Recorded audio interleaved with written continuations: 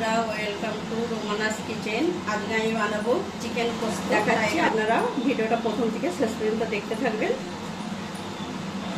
দেখুন তেলটা গরম হয়ে গেছে, গোটা গরম মশলা দিয়ে দেবো,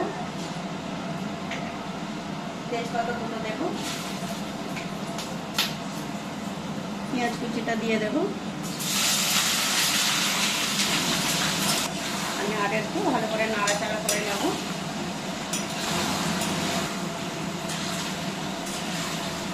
এসে জলটা দিয়ে দেবো অল্প করে, আর জল দেব না, এরই মধ্যে সেদ্ধ হয়ে যাবে।